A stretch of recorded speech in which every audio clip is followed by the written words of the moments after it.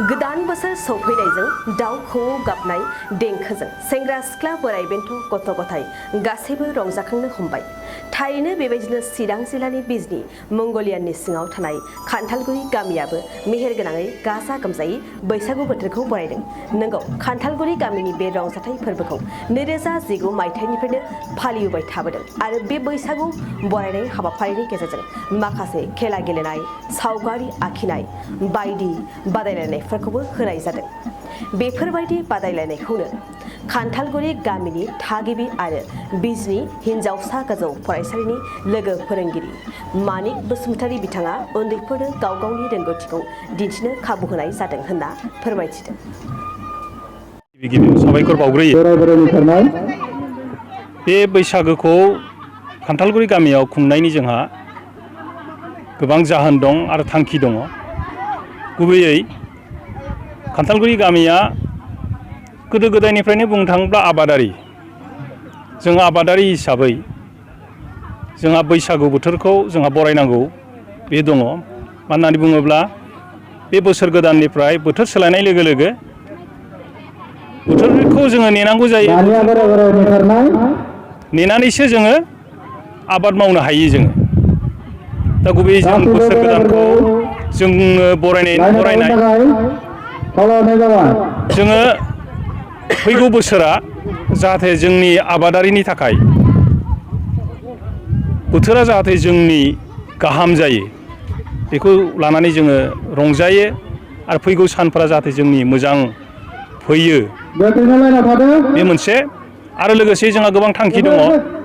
एखे बावाखै बुंनो थाङोब्ला 2019 मायथाइनिफ्रायसो जों बे खान्थालगुरि गामियाव बे बैसागु खुंनायखौ जोङो जागायजेनदों।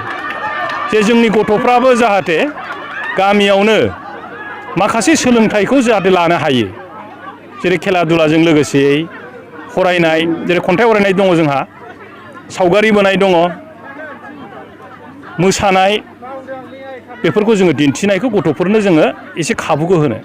मानो होननानै बुङोब्ला बेवहाय जों एसे दिन्थिनो हायाब्ला जोङो उनावहाय जों खेबसेनो गुबुन जायगायाव जों थांनानै दिन्थिहैनो हाया।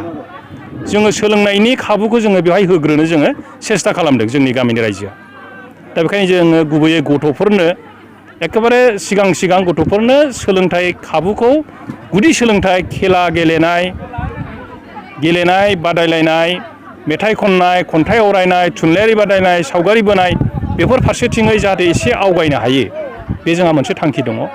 आरो लोगोसे मोसानाय मुसुरनाय, रंजानाय बाजानायखौ जोङो जोंनियाव दङ टेलेन्ट। सोलोंनायनि खाबु मोनाब्लाबो बोसोराव खेबसे बेबायदि रंजानायनि खाबु मोननायनि गेजेरजों बिसोरो न'आव आथिखालावथ' नोंथांमोननि जेनेबा बे इउटिउबनि गेजेरजों गोबां मोसानाय नुनो मोनो। बेफोराव नायनानैनो मबाइलफ्राव नायनानैनो दिनै गथ'साफ्रा न'आव एसे सोलोंनो मोन्दों।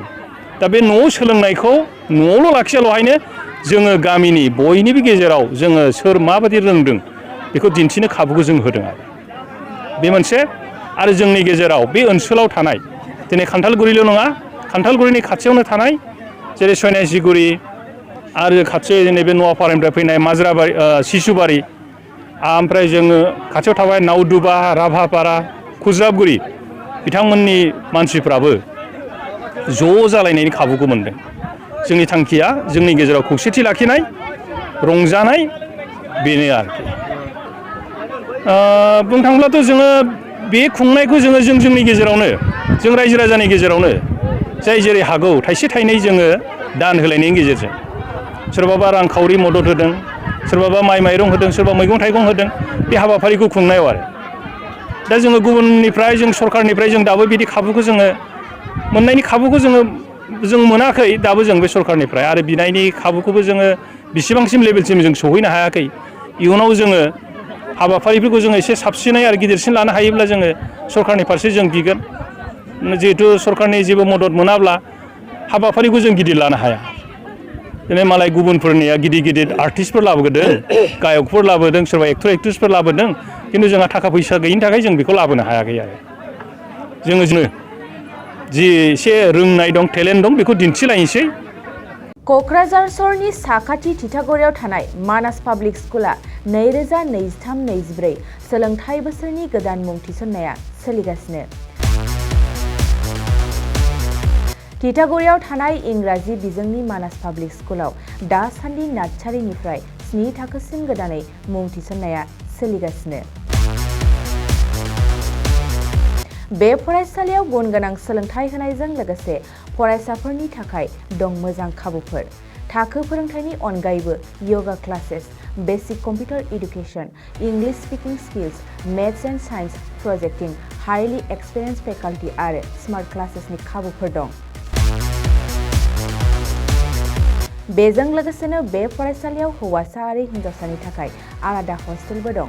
गोसो गोनां बिजाथिफ्रा तितागुरिनि मानास पाब्लिक स्कुलाव मुं थिसन्नोब्ला नैबे मबाइल नाम्बार 6000853288 एबा 8638167582 आव कल खालामनानै सुलाद लानो हागोन।